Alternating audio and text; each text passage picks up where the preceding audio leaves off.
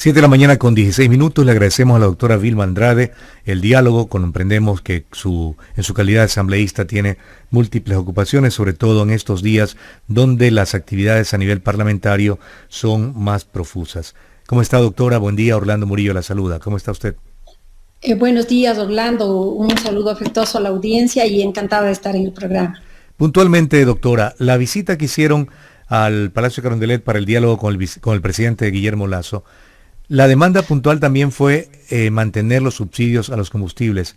Acabo de conversar con el ex vicepresidente Otto Sonnenholners y él dice que de cada 4 ecuatorianos, 3 ecuatorianos que más tienen son los que se benefician de los subsidios, sin contar los contrabandistas y también los narcotraficantes que se benefician de este subsidio, sobre todo del diésel.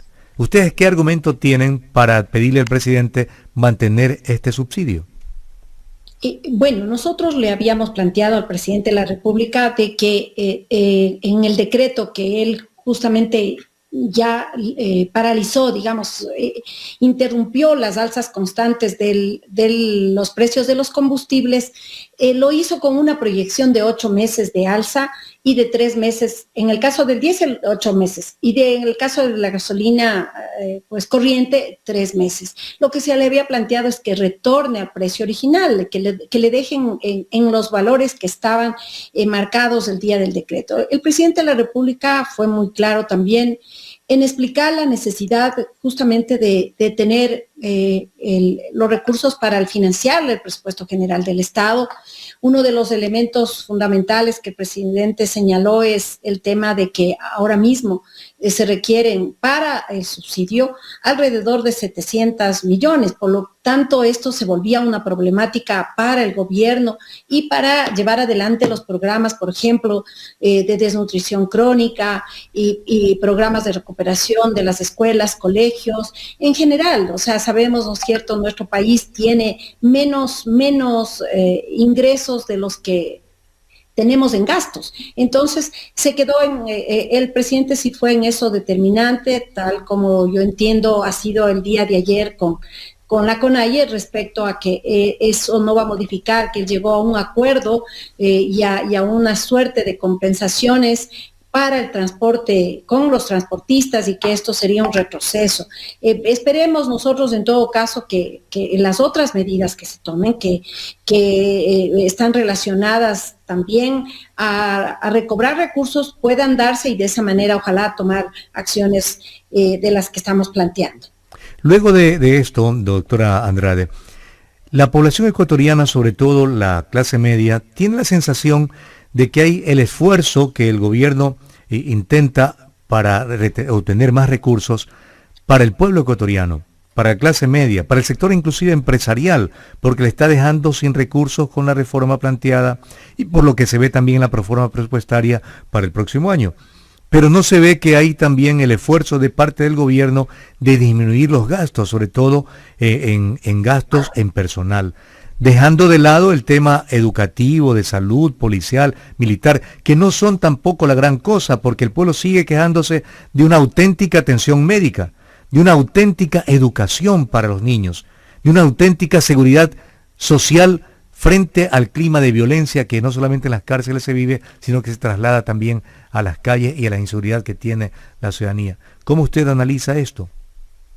A ver, primero que del presupuesto general del Estado, que es otro tema, ¿no es cierto? Ajá. Son del 30% del presupuesto está fijado efectivamente para todo lo que es sueldos y salarios del sector público, de todas las instituciones, porque a través del presupuesto está ahí las 5 funciones del Estado y demás organismos del Estado.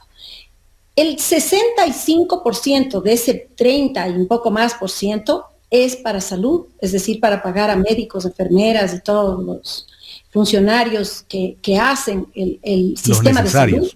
El otro gran porcentaje es para la Policía Nacional, Fuerzas Armadas, y el otro porcentaje enorme es igual para maestros. Entonces, realmente yo le debo decir, el presupuesto general del Estado casi es como el de los padres de familia. Cuando nosotros recibimos un sueldo y sabemos que tenemos que poner prioridades, y además que a esas prioridades la Constitución señala que hay que irle incrementando. El incremento está, le digo, yo he revisado el presupuesto, el 0,5% que establece la Constitución en el incremento para estos rubros está, pero no es suficiente, porque fíjense ustedes, ahora mismo, para las Fuerzas Armadas y para la Policía Nacional están determinados en el año 2022 los ascensos, y por lo tanto ahí se va a ir más de 1.200 millones adicionales en todo lo que es gastos de personal. Igualmente las nuevas contrataciones, que son alrededor de 3.000 médicos, si mal no recuerdo la cifra, tendrán que darse contrataciones y sube también exponencialmente esos recursos. Entonces la movilidad del presupuesto realmente es muy poca, tomando en consideración el servicio de la deuda y tomando en consideración todo lo que son los proyectos en general, sociales, de diferente índole, de obra pública que tienen que desarrollarse. Veo con buenos ojos de que alrededor de 150 millones se haya establecido en diferentes programas para la desnutrición crónica. Eso yo creo que es una responsabilidad que asume el gobierno de un tema que es absolutamente indispensable. Y veo también, le debo decir con grata sorpresa, que el presidente de la República en su propuesta tributaria no afecta al 96% de los ecuatorianos. Yo soy muy objetiva, usted sabe, yo no apoyé a este gobierno para que llegue a la presidencia, pero en este momento haré todo para que le vaya bien, porque si le va bien, nos va bien a todos, y seré lo más objetiva en el tratamiento. Fíjese usted que en el impuesto patrimonial, que está fijado desde $1 millón para las personas naturales y desde 5 millones a las empresas, ¿sabe usted a quién afecta más? A los bancos y a los seguros. 127 millones está de acuerdo a la proyección que tendrán que pagar los bancos en patrimonio. Entonces, a mí eso me da una lectura, y es que el presidente no está comprometido con el sector del cual proviene, porque muy fácil hubiera sido eliminar a este sector. O decir que la gente no paga el patrimonio, o lo más importante, interesante de la propuesta, fíjese usted que eso nadie lo ha hecho, que las sociedades que están registradas en el exterior, pero que son grandes sociedades, porque ha sido una manera también de eludir responsabilidades en el Ecuador, tienen sus patrimonios o sus empresas más bien, su razón social fincada en el exterior, y sus bienes los tienen en el país, pues van a tener que pagar el patrimonio. Entonces eso me da también, le digo, una lectura muy interesante de la propuesta, el que se intente cobrar desde estos $2.000 a quien gana $2.000, $29 al mes.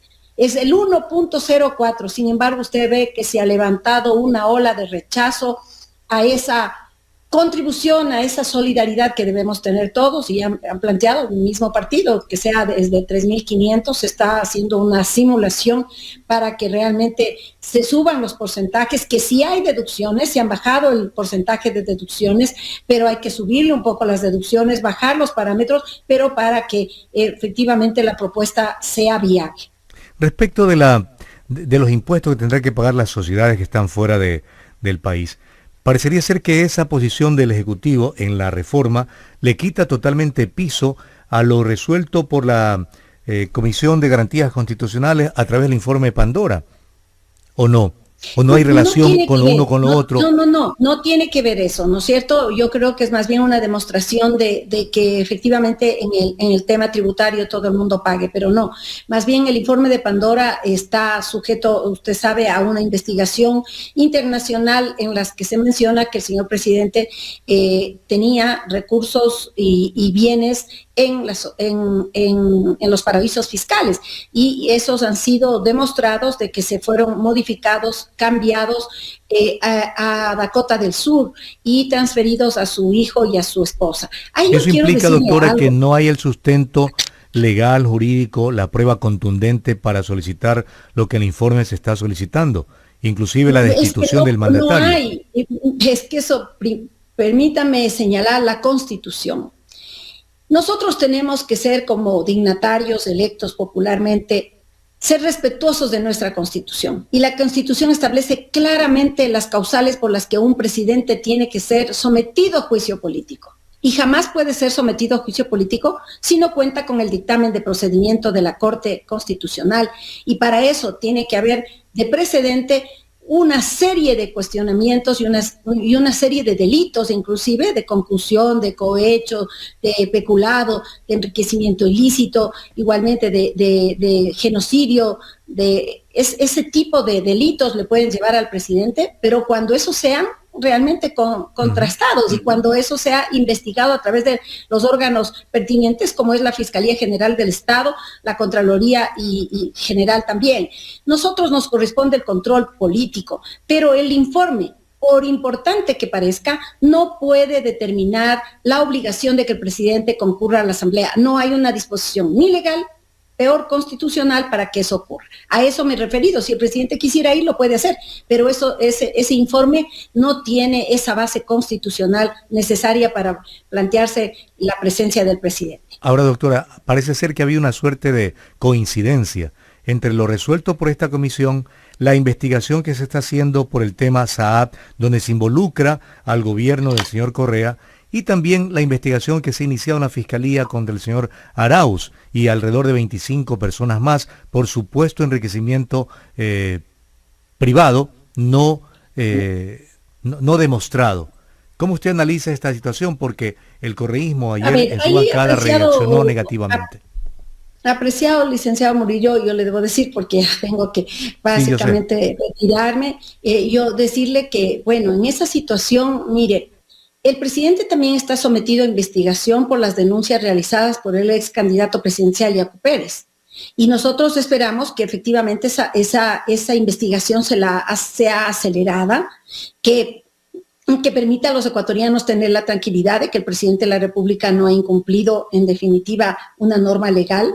Recordemos que la Constitución y la consulta popular establecida en el septiembre del 2017 establece que es un delito para los funcionarios públicos tener dinero en paraísos fiscales. Antes de esa fecha no. Y hasta ahora las personas naturales, es decir, cualquier ecuatoriano puede con su dinero hacer lo que corresponda y lo que quiera y por supuesto llevarse el dinero de aquí si es que lo hace a través del pago del impuesto a salida de los capitales.